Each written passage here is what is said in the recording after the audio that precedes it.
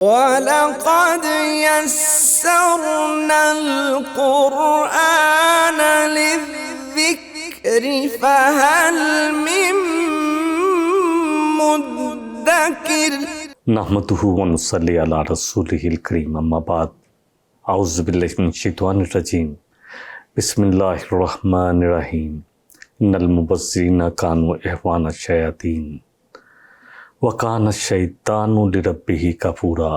بے شک جو لوگ نمود و نمائش کرتے ہیں، ضرورت سے زیادہ خرچ کرتے ہیں، دکھا دکھا کر خرچ کرتے ہیں، وہ سب شیطان کے بھائی ہیں، اور شیطان اپنے رب کا سب سے بڑا ناشکرا ہے، اپنے سب رب کی باتوں کا سب سے زیادہ انکار کرنے والا ہے۔ مبذر، اس کے بارے میں ہم پہلے بھی تھوڑی سی بات کر چکے ہیں۔ ایسے لوگ جو صرف اس لیے خرچ کرتے ہیں کہ لوگوں پر اپنی دولت کا روپ ڈال سکیں۔ وہ لوگ جو غریب رشتہ دار مانگنے ہیں تو کہتے ہیں حالات کچھ اچھے نہیں ہیں، اور کروڑوں اربوں روپے آج کل شادیوں پہ لگ رہا ہے، اور باقی رہ گئے غریب لوگ تو وہ بھی قرضے مانگ مانگ کر وہ فنکشن کرتے ہیں جس کا اسلام میں کوئی تصور ہی نہیں ہے۔ اسلام ایسا خوبصورت دین ہے جس میں اللہ اکبر ایک نکاح ہے جس کو منعقد کیا جائے مسجدوں میں، اور ولیمہ ہے جو لڑکا اپنی حیثیت کے مطابق کرے، سادگی کے ساتھ عورتوں کو علیحدہ بٹھایا جائے پردے میں اور مرد علیحدہ بیٹھے ہوں۔ لیکن شیطان کا کیا کرے؟ شیطان نے پہلے تو جس زمانے میں ہم دیکھتے تھے شادیاں، اس زمانے میں عورت تو اور مرد علیحدہ علیحدہ بیٹھتے تھے۔ پہلے مردوں کو کھانا کھلا دیا جاتا، پھر عورتوں کو۔ شیطان نے کہا بیچاری عورتیں انتظار کرتی رہتی ہیں تو کیوں نہ ان کو، خیر اس میں تو میں بھی سمجھتا ہوں کہ ٹھیک تھا کہ 2 ٹینٹ لگا دیے گئے کہ چلو دونوں کو ایک وقت میں کھانا سرو کر دیا جائے تاکہ دونوں ایک دفعہ آسانی سے اپنے گھر پہنچ سکیں، فارغ ہو جائیں۔ پھر آہستہ آہستہ شیطان نے کہا اس طرح خوبصورت نہیں لگتا فنکشن۔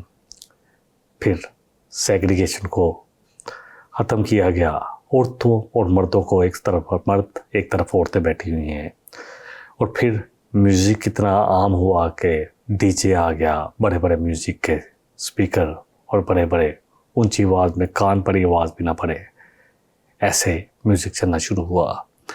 پھر شیطان یہاں بھی راضی نہیں ہوا، اس نے کہا کہ تم اس طرح کیوں بیٹھتے ہو، عورتیں علیحدہ بندے علیحدہ، اس طرح کرو کہ مکس بیٹھ جایا کرو۔ ایسے لگتا ہے جیسے گھروں میں ان کو بیٹھنے کی توفیق نہیں ہوتی اپنی فیملیوں کے ساتھ، آ کے مرد عورتوں میں، عورتیں مردوں میں آ کر مکس ہو کر بیٹھ جاتی ہے۔ اور جو ہم جیسے لوگ ہیں، ہم جب کہتے ہیں تو ہمیں تو وہ سمجھتے ہیں کہ شاید دکیانوسی لوگ ہیں، پرانے زمانے کی باتیں ہیں۔ دیکھیں پردہ تو آنکھ ہونا چاہیے، تو میں نے کہا پھر چھوڑو، پھر کیا بناتے ہو، پردے کیوں ڈالتے ہو، رہنے دو، کیا فرق پڑتا ہے، بچے بھی پردوں کا آنکھ کا پردہ کریں گے، تم میاں بیوی اندر جو مرضی کرو۔ اللہ اکبر۔ اللہ تعالیٰ ہم سب کو سمجھ دے کیسی ہم دین سے ایسے دور ہوئے، اور شیطان نے ہمیں ایسے بہکایا۔ پھر شادیوں پہ ایک فنکشن سے 2 ہوئے، 2 سے 3، 3 سے 4، 4 سے 5، اور اب 10 فنکشن ہوتے ہیں۔ باہر سے جو ہے کوئی قوالی والا یا کوئی سنگر بلایا جاتا ہے، اس کے پروگرام چلتے ہیں، میوزک نائٹ علیحدہ، مہندی علیحدہ، دوسری مہندی علیحدہ، پھر اس کے علاوہ پتہ نہیں کیا فنکشن ہیں، فیملی گیدرنگ علیحدہ، ولیمہ علیحدہ، برات علیحدہ، اور ہر فنکشن پہ کروڑوں روپیہ خرچ کیا جاتا ہے۔ تو شیطان ڈیفینیٹلی یہ کروا رہا ہے، اس کا مقصد کیا ہے؟ ہم نے سورہ المائدہ میں بھی پڑھا تھا کہ وہ جوئے، کیونکہ مال کی جب تقسیم انسان دیکھتے ہیں تو دلوں میں نفرت پیدا ہوتی ہے، اور غریب رشتہ دار سوچتے ہیں کہ میں نے اس سے ایک دفعہ جا کے تقاضا کیا تھا کہ ضرورت تھی، تو اس نے کہا آج کل حالات تنگ ہیں، اور خود میں نے تو اس سے شاید چند ہزار مانگے تھے یا لاکھ روپے مانگ لیا ہوگا، اور کروڑوں اربوں روپیہ لگ رہا ہے فنکشن پہ اپنی بیٹی کی شادی پہ۔ اس شادی کرنے والے سیٹھ صاحب کے کچھ ملازم بھی ہوتے ہیں جو کبھی تقاضا کرتے تو ان کو ڈانٹ دیتا ہے، تو کیا دلوں میں محبت ہوگی؟ اس لیے کہ شیطان جو ہے وہ تو چاہتا ہے انسانوں کے تعلقات خراب ہوں گے، تو وہ ملازم ان کے لیے، اپنے مالک کے لیے کیا عزت ہوگی؟ وہ تو کل موقع ملے گا تو وہ تو ضرور اس کو نقصان ہی پہنچائیں گے۔ بہرحال شیطان اپنے رب کا سب سے بڑا ناشکرا ہے۔ اگلی آیت نمبر 28 ہے، وَإِمَّا तुरिज़न्न अन्हुम इब्तिगाअ रहमतिम मिन रब्बिक। अब अल्लाह कह रहा है कि कोई अगर आया है और तुम उससे एराज़ कर रहे हो, किसी ने तुमसे कोई तकाजा किया है और तुम्हारे अपने वाकई हालात ख़राब हैं और तुम खुद अपने रब की रहमत के उम्मीदवार हो, रब्बी का तरजूहा, तुम खुद चाहते हो कि तुम पर तुम्हारे रब की रहमत हो, लोग तुम्हारी ज़ाहिरी हालत देखकर फैसला करें, तब भी अगर किसी को इनकार भी करना है, ये तो उनके लिए है जिनके पास नहीं है। ये नहीं कि करोड़ों अरबों रुपया लगा के फिर कहेंगे नहीं है।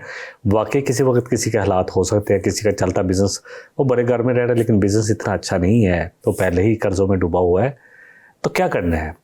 तरजूहा, अगर वो उम्मीदें तुम खुद अपने रब से उम्मीदें लगाए हुए हो, फ़कुल लहुम कौलम मैसूरा, तो उनको अगर इनकार भी करना है, फ़कुल लहुम, तो उनके लिए कहनी है कौलम मैसूरा, खूबसूरत बात, आसान बात, ऐसी बात जो उनके दिलों को ना दुखाए, ऐसी बात। अगर खिदमत से माजूर हो तो उनसे नरम बात में माजत करनी है, अल्लाह से उसका फ़ज़ल तलब करो ताकि तुम अल्लाह के बंदों की खिदमत कर सको। मंशूर इस्लामी की ये इत्तिफ़ाक़ सिर्फ इनफरादी अखलाक की तालीम नहीं देती, बल्कि इज्तिमाई तौर पर आगे चल कर इन्हीं से एक ऐसी रियासत कायम हुई जिससे रियासत मदीना जैसी रियासत कायम हुई। अल्लाह अकबर। इन्हीं बुनियादों पर वो रियासत कायम हुई जो हमने आयत पढ़ी हैं, जैसे कि मैंने कहा था आयत नंबर 22 से लेकर 38 तक जो है ये, और इसमें तौहीद की 2 आयतें हैं 38 और 22, और उसमें बाकी जो दरमियान में है वो जो 10 अहकामात थे, 10 कमांडमेंट्स जो तौरात में थे, उन्हीं का खुलासा है। अब्दुल्लाह बिन अब्बास रज़ियल्लाहु अन्हु फरमाते हैं, तो मदीना तैयबा के मुआशरे और रियासत में जो भी तरक्की हुई वो इन्हीं बुनियादों पर हुई। सदक़ात वाजिबा और सदक़ात नाफिला के काम दिए गए, वसीयत और विरासत और वक़्फ़ करने के तरीके मुअय्यन किए गए, यतीमों का हक़ कैसे अदा करना, उनको कैसे शेल्टर करना है, बेवाओं को, यतीमों को, मुसाफिरों को, ये सब कुछ मदीना की रियासत मदीना में हमें नज़र आता है। इंसाफ वहाँ नज़र आता है, इंसानी हमदर्दी वहाँ नज़र आती है, रिश्तेदारों का हक़ वहाँ नज़र आता है, हर एक। और सबसे बड़ी बात है कि खलीफा वक़्त, अल्लाह अकबर, क्या क्या हीरे थे जो अल्लाह ने अपने नबी सल्लल्लाहु अलैहि वसल्लम की अल्लाह अकबर झोली में डाल दिए थे। अबू बकर सिद्दीक़ देख ले रज़ियल्लाहु अन्हु, एक दफ़ा घर में कोई खलीफा वक़्त है, एक दफ़ा घर पे कोई मीठी चीज़ पकी, इतना काम देते थे कि मुझे हिसाब देना है, ये लोगों का माल है। तो कहा कि क्या इतना बच जाता है कि मीठा बन जाता है? कहा जी बड़ी मुश्किल से बचाया है। तो अपना वजीफ़ा और कम कर दिया। फिर उमर फ़ारूक रज़ियल्लाहु अन्हु का दौर जो आज भी गोल्डन ईरा कहलाता है।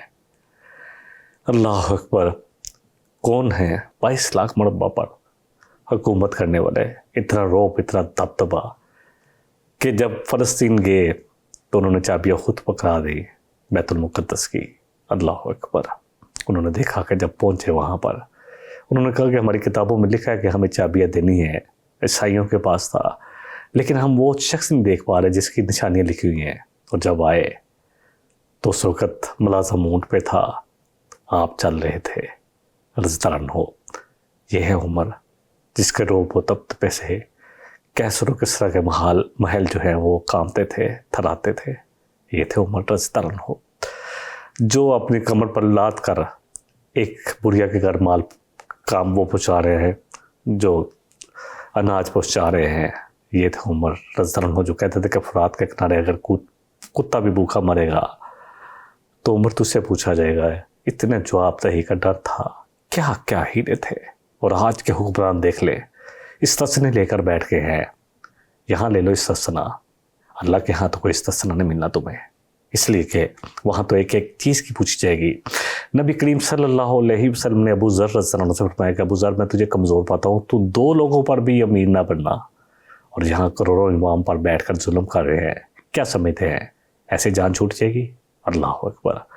क्या पूछा नहीं जाएगा? एक एक बात के बारे में पूछा जाएगा। उस वक़्त समझ में आएगी कि हमें काश दुनिया में चीर दिया जाता, यहाँ हमें हिसाब ना देना पड़ता। लेकिन क्या करें, आखिरत का यकीन ही कितना है, हम सब अपने आप को टटोले। मदीने की रियासत में और क्या था, मुसाफिरों के लिए एक स्पेशल इंतज़ाम था, उनके लिए एक अदारा कायम किया गया था। ایک دفعہ میں الحمدللہ جہاز میں تھا, کہیں جا رہا تھا, ہانگ کانگ شاید جا رہا تھا, تو ایک شخص میرے ساتھ آ کے بیٹھے, فیصل آباد کا, مجھے نام بھول گیا پہلے تو تعلق رہا, کافی عرصے پہلے کی بات ہے, کوئی 8-10 سال پہلے کی بات. الحمدللہ اللہ سبحانہ وتعالیٰ اس وقت تک مجھے اپنے قرآن کے ساتھ اللہ نے زور دیا تھا, کچھ نہ کچھ تھوڑا بہت سمجھ آتی تھی باتیں. جب بھی کسی سے کرتا تو کوشش کرتا کہ اللہ اور اس کے رسول کی بات کی جائے, قرآن کی بات کی جائے, نبی صلی اللہ علیہ وسلم کے فرمان اور دین کی بات کی جائے. تو اس شخص نے مجھے کہا کہ میں بینک میں ملازمت کرتا تھا, میرا دل مطمئن نہیں تھا, میں نے چھوڑ دی کہ یہ سود پہ چل رہا ہے سارا سسٹم. اور پھر مجھے ایک ایسی جگہ پر نوکری ملی, ایک فیکٹری میں الحمدللہ, کہ وہ مجھے باہر بھی بھیجتے, کہتے میں اسکینڈینیوین کنٹری, ڈنمارک یا سویڈن وغیرہ میں کہیں گیا.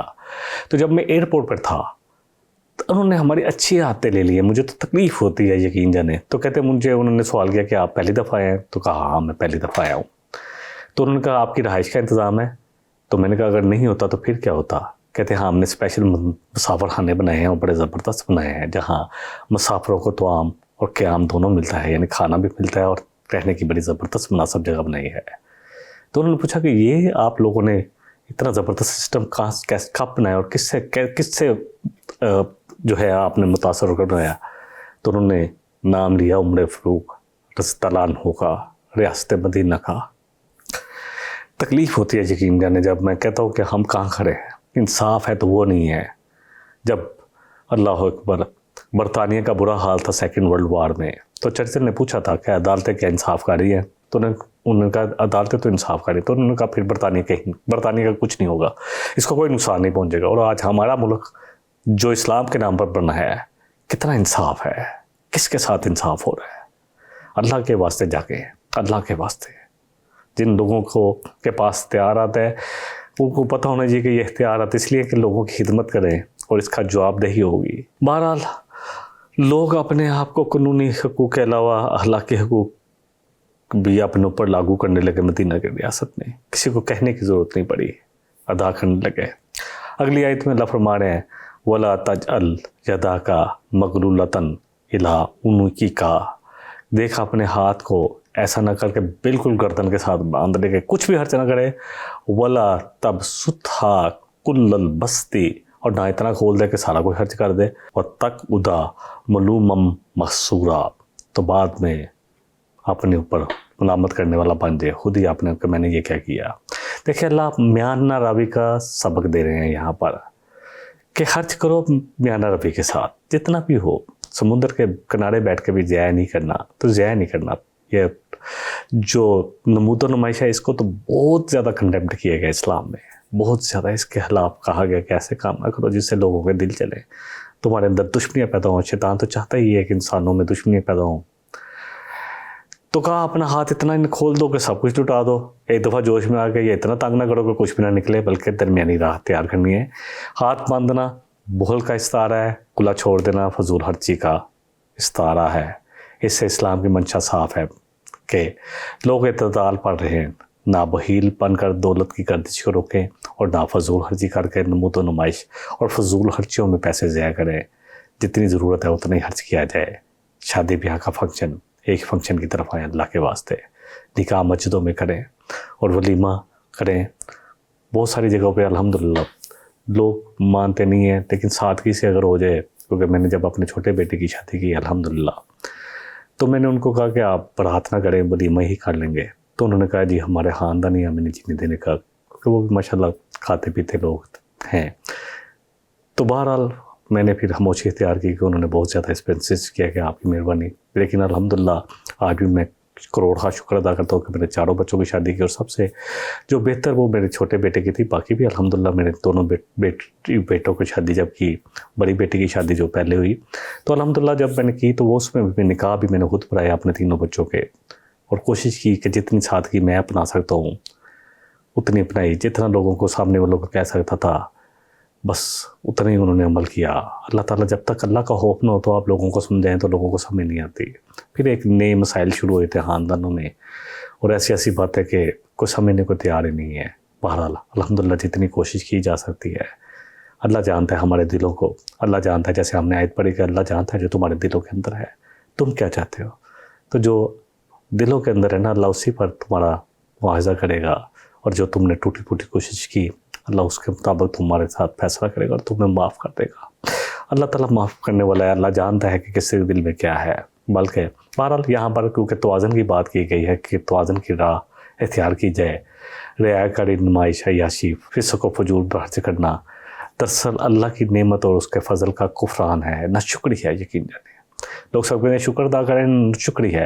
اور اسی طرح اگر اللہ نے دیا ہے تو بالکل ہی مال کو روک لینا, خرچ نہ کرنا, جائز کاموں پر بھی خرچ کرنا, یہ بھی ناشکری ہے. کیونکہ نبی صلی اللہ علیہ وسلم کے پاس ایک شخص آیا, بڑے برے حال میں تھا, تو فرمایا تمہارے پاس کچھ بھی نہیں ہے؟ کہا نہیں ہے ایسا کچھ. تو فرمایا تمہیں نظر آنا چاہیے اللہ کی رحمت, لیکن یہ نہیں کہ لوگوں میں تکبر کرنے کے لیے یا لوگوں کو بطر الحق و غمت الناس یا لوگوں کو حقیر سمجھنے کے لیے یا ان کو بتانا کہ تم حقیر ہو, میں بڑا اعلیٰ ہوں. یہ تکبر ہے, اور تکبر جو ہے یہ اللہ کی چادر ہے. جس نے اس پر ہاتھ ڈالا تو اللہ اس کو, اللہ اکبر, پھر اللہ اس کے ساتھ کیا کریں گے. تکبر جو ہے نا یہ ایسی چیز ہے جو انسان کے سارے اعمال غارت کر دیتا ہے. یقین جانے بہرحال یہ صرف قانونی اور معاشرتی دفاعی سے نہیں بلکہ ایک صالح معاشرے کی اخلاقی تربیت سے بھی ہوا. کیونکہ صرف قانون مرتب نہیں ہوا ریاست مدینہ میں, بلکہ وہ ایک ایسا معاشرہ تھا جہاں اخلاق بہت اوپر چلے گئے تھے. ہر شخص کو پتہ تھا کہ اس نے کیا کرنا ہے. چنانچہ آگے چل کر ریاست مدینہ کا جب مطالعہ کرتے ہیں ہم, تو ہمیں دونوں دفعات کی صحیح ترجمانی اور عملی طریقے نظر آئیں گے. وہاں پر ایک طرف فضول خرچی اور عیاشی کی بہت ساری صورتوں کو ازروائے قانون حرام قرار دے دیا گیا, اور دوسری طرف بالواسطہ قانونی تدابیر سے بے جا مال کی صرف مال کو روکا گیا, اس کی روک تھام کی گئی, اور معاشرتی اصلاحات کے ذریعے ان بہت ساری بری رسموں کو خاتمہ کر دیا گیا. جیسے میں نے کہا ان کے بھی بہت سارے فنکشن تھے, اور آج پھر مسلمانوں میں آ گئے جس میں فضول خرچی ہوں, جس میں نمود و نمائش ہو, جس میں اسراف ہو, جس میں جن کے پاس نہیں ہے ان کو جلایا جائے, ان بیچاروں کو تکلیف پہنچائی جائے. اسی طرح زکوٰۃ کا نظام اتنا زبردست تھا صدقات کا کہ ہر شخص کی ضرورت پوری ہو رہی تھی, ہر گھر میں چولہا چل رہا تھا. یقین کریں زکوٰۃ تو صدقات کے احکاموں اور اس کے نظام سے بخل کا دروازہ ٹوٹا. بخیل شخص جو ہے نا وہ اللہ کو بالکل پسند نہیں ہے, جو مال ہو تو روکے رکھے, کسی کو نہ دے. ان تدابیر کے علاوہ معاشرے میں ایک ایسی رائے عام پیدا ہوئی جو فیاضی اور فضول خرچی کا فرق ٹھیک ٹھیک سمجھتی تھی کہ اللہ کی راہ میں دینا, ڈیرو ڈیر دے دو, ایک ہاتھ کو دو, ایک تو دوسرے کو پتہ بھی نہ ہو, تو وہ تو فیاضی ہے. اور فضول خرچی کہ لوگوں کو دکھانا, نمود و نمائش کرنا, اسراف کرنا. بخل اور اعتدال کے درمیان بھی وہ خوب تمیز رکھتے تھے کہ بخل کیا ہے اور اعتدال کیا ہے, کہاں کتنا خرچ کرنا ہے. ان کو سمجھ تھی اللہ کی راہ میں تو ڈیرو ڈیر دیتے تھے, اور اپنی ذاتیں ان کی کتنی سادہ تھی. اللہ اکبر. بخیلوں کو ذلیل کیا اور اعتدال پسندوں کو معزز قرار دیا گیا اس دور میں. آج الٹا ہو رہا ہے. فضول خرچوں کو جو تھے ان کی ملامت کی گئی, اور فیاض لوگوں کو پوری سوسائٹی کا اللہ اکبر ستارہ قرار دیا گیا کہ یہ ہے چمکتے ہوئے ستارے جو فیاضی کر رہے ہیں, جو چھپ کر بھی دکھا کر بھی اللہ کی راہ میں دے رہے ہیں. اس وقت کی ذہنی اور اخلاقی تربیت کا یہ اثر ہے کہ آج تک مسلم معاشرے میں جو بھی معاشرہ ہمیں نظر آتا ہے تھوڑا بہتر کام کرتے ہوئے, چاہے کوئی بھی ہو, اس میں نظر آئے گا اسلام کا رنگ. اب یورپ میں, جو اسکینڈینیوین کنٹری میں, جو انہوں نے ایک فلاح کا ایک نظام بنایا کہ ہر شخص کا حق ہے, اس کی تعلیم ہونی چاہیے, اس کو انصاف ملنا چاہیے, اس کو کھانا ملنا چاہیے, اور اس پر کے لیے وہ کام بھی کرے. اور آج ہم مسلمان اپنے آپ کو دیکھ لیں کہ ہم کہاں کھڑے ہیں. اللہ اکبر. کیا کیا جائے, بس اللہ تعالی ہم سب کو ہدایت دے. دعا اور اپنے تئیں کوشش کرے کہ اپنے آپ کو تو قوا انفسکم واہلکم نارا, سب سے پہلے اپنے آپ کو, پھر گھر والوں کو, پھر آگے بڑھتے ہوئے. اور اگلی آیت میں اللہ فرما رہے ہیں ان ربک یبسط الرزق لمن یشاء ویقدر انہ کان بعبادہ خبیرا. بے شک ہے نبی صلی اللہ علیہ وسلم, آپ کا رب جس کو چاہتا ہے کشادہ رزق دیتا ہے, اور جس کو چاہتا ہے نپاتولہ دیتا ہے. اور اللہ اپنے بندوں کو خوب دیکھنے والا ہے, اور خوب ان کے بارے میں باخبر ہے. دیکھیے اللہ کی آزمائش ہے, دے کر بھی آزماتا ہے, تھوڑا کم دے کر بھی آزماتا ہے کہ کون ہے شکر ادا کرے گا, کون ہے صبر کرے گا. یہ دونوں صبر اور شکر کے درمیان ہی سارا دین ہمارا چل رہا ہے. جو اللہ دے اس پر شکر کرے, اور جو دیا اللہ نے اس کا حق ادا کرنے کی کوشش کرے, اور جو نہ ملے اس پر صبر کرے, اور اللہ سے دعائیں بھی مانگے, اور صبر پر اللہ سے اجر بھی کے بھی طلبگار بنے. اللہ تعالیٰ نے اپنے بندوں کے درمیان رزق کی بخشش میں اور کم و بیش جو بھی فرق ہے, انسان کی مسلطوں کو اللہ اکبر نہیں سمجھ سکتا, انسان ان مسلطوں کو نہیں سمجھ سکتا کہ اللہ نے اگر کام دیا تو شاید میرے لیے یہی بہتر تھا, اللہ نے زیادہ دیا تو مجھے کیا کرنا ہے. سب اللہ کی مسلطیں ہیں, کیونکہ ہم سب ایک امتحان کا میں بیٹھے ہیں. کسی کو دیکھ کر آزمایا جا رہا ہے اور کسی کو نہ دیکھ کر آزمایا جا رہا ہے کہ جس کو نہیں دیا گیا وہ کتنا صابر ہے, کتنا شاکر ہے, اور جس کو دیا گیا ہے وہ کیسے حق ادا کرتا ہے اور اس پر ذمہ داری زیادہ ہے اس سے. یہ بات ہم جان لیں کہ جس کے بعد جتنا زیادہ ہے اتنی بڑی ذمہ داری ہے. مال کیسے کمایا, پھر کہاں خرچ کیا, اللہ اکبر. لہٰذا تقسیم رزق کے فطری نظام انسان کو اپنی مصنوعی تدبیروں سے دخل انداز نہیں ہونا چاہیے کہ جی ساروں کو برابر کر دو. جو آیا کمیونزم آیا یا سیکولرزم آیا, جتنے بھی نظام آئے سب فیل ہو گئے. ایک ہی اگر ہے تو کسی کو محنت کرنے کی ضرورت نہیں. جب سب کو ایک جیسی تنہا مل ہے تو پھر فیکٹری بھی سب کی فیکٹری ہوگی, تو ہم نے دیکھا کہ وہ سب کے سب نظام جو ہیں وہ کامیاب نہیں ہوئے. صحیح معاشی نظام وہی ہے جو اسلام نے دیا ہے. تقسیم رزق کے طریقے سے قریب تر اسی وجہ سے مدینے کے اصلاحی پروگرام میں بخیل سرے سے کوئی راہ نہ پا سکا, اور ریاست مدینہ میں انسانی تمدن کو جو بحال کرتے تھے وہ اب کیا حال کر جائے. ان کو پتہ تھا کہ ان پر زکوٰۃ فرض ہے اور ان سے لی جائے گی. حضرت ابو بکر نے کہا تھا کہ جب لوگوں نے زکوٰۃ سے انکار کیا تو کہا میں جہاد کروں گا. ہر اس شخص زکوٰۃ جس نے کہا کہ میں نماز پڑھوں گا زکوٰۃ نہیں دوں گا. زکوٰۃ بھی اتنی ہی ضروری ہے جتنی نماز ہے, اللہ کا حق اور بندوں کا حق. بہرحال ریاست مدینہ میں انسانی تمدن کو صالح بنیادوں پر قائم کرنے کے لیے جو راہ اپنائی گئی, یہ تھی وہ فطرت, یہ تھی وہ فطری راہ جو اللہ نے انسانوں کو دکھائی, جسے نبی کریم صلی اللہ علیہ وسلم نے قائم کر کے دکھا دیا. اور اس کے بعد جو صحابہ تھے خلفائے راشدین 30 سالہ خوبصورت دور, اللہ اکبر, پھر مسائل پیدا ہونے شروع ہوئے. یہ اللہ کا امتحان ہے, یہ سب کچھ اللہ ہی کے زیر نگرانی چل رہا ہے. اللہ ہمیں آزما رہا ہے کہ ہمارے اس وقت کیا کردار ہوتا ہے جب فساد ہوتا ہے, جب معاشرے میں انارکی ہوتی ہے. اللہ کی ہدایت کے مطابق سوسائٹی کے اخلاق و اطوار اور قوانین کو اس طرح اس کی اصلاح کر دی گئی کہ معاش کا فرق تحافت کسی ظلم اور بے انصافی کا موجب بننے کے بجائے بے شمار. اب کسی کے پاس زیادہ تھا تو کوئی یہ نہیں تھا کہ لوگوں کے دلوں میں نفرت تھی, وہ دیکھتے تھے کہ جس عثمان نے غنی رضوان ہیں, غنی اللہ نے غنا دیا ہوا تھا, کیسے خرچ کرتے تھے. غزوہ تبوک پہ تو ہمیں پتہ ہی ہے کہ کیسے کہ اگر نبی صلی اللہ علیہ وسلم دیکھ رہے تھے درمد دیناروں کہتے کہ آج کے بعد عثمان جو بھی کرے اس کے لیے کوئی شر نہیں ہے. اور پھر اللہ اکبر جو کنواں لے کے دیا آج بھی چل رہا ہے. اور اسی طرح عبد الرحمن بن عوف ہوں, ابو بکر صدیق ہوں, عمر فاروق ہوں, کیسے اپنے مال لے آئے, پورا مال لے آئے ابو بکر صدیق. بہرحال ایسا اخلاقی نمونہ نہ دنیا نے دیکھا اور نہ دیکھ پائے گی. اللہ کرے کہ ہم اس طرف آئیں, وہی ہے ہماری بقا, وہی ہے ہماری حریت. بے شمار اخلاقی روحانی اور تمدنی فوائد و برکات اس کے ذریعے ہمیں حاصل ہو جائیں گے. جس وجہ سے اللہ نے بندوں کے درمیان یہ فرق و توافت رکھا ہے وہ بات سمجھ میں آ جائے گی. یہ تو ساری آزمائش ہے. اگر اللہ نے مجھے کم دیا ہے تو شاید یہی میرے لیے بہتر تھا, اور اگر اللہ نے مجھے دیا ہے تو اللہ مجھے آزما رہا ہے کہ مجھے کیا کرنا ہے, اور جس کو دیا ہے اس کی زیادہ بڑی آزمائش ہے. پھر یہ بات ہماری سمجھ میں آ جائے گی. اصل بات یہ ہے کہ یہ ساری باتیں سمجھ میں اس وقت ہی آئیں گی جب ہم اسلام سے قریب تر ہوں گے. یقین جانے اگر ہم اپنے اگر مال کی تقسیم اگر زکوٰۃ کا نظام صحیح ہو جائے, ہر شخص اپنی زکوٰۃ دے اور اسلامی حکومت قائم ہو. اتنی ٹیکسوں کی برمار ہے, لیکن کہاں جاتے ہیں یہ ٹیکس. وزیروں کبیروں کی تنہائی اتنی بڑھا دی جائے اور غریب آدمی روٹی کو ترسے. اس نے کیا ہے یہ آپ پیس کے ساتھ معاہدے کہ بجلی بنے ان کو پیسے دینے ہیں. وہ پہلے ارب پتی تھے اور وہ بھی لیتے جا رہے ہیں. ان کو بھی شرم نہیں آتی. میں تو کہوں گا کہ بس کرے, غریبوں کے ساتھ کتنا ظلم کرنا ہے ہم نے, اور اللہ کے واسطے بس کرو. کتنا کرنا ہے. غریب بیچارے کی سانس سوکھی ہوتی ہے میٹر کو دیکھ دیکھ کے کہ 200, یہ کون سی دنیا کا قانون ہے کہ 200 پر یہ ریٹ ہوگا اور 2 سے 1 پہ جائے گا تو یہ ریٹ ہوگا. اور اللہ کے واسطے بس کرو لوگوں کے ساتھ ظلم. ریاست مدینہ پر ہو, پڑھو تو صحیح. آج جتنے بھی اسکینڈینیوین کنٹری ہیں, جتنے لوگوں نے ترقی کی, انہوں نے تو ہمارے طور کو پڑھا.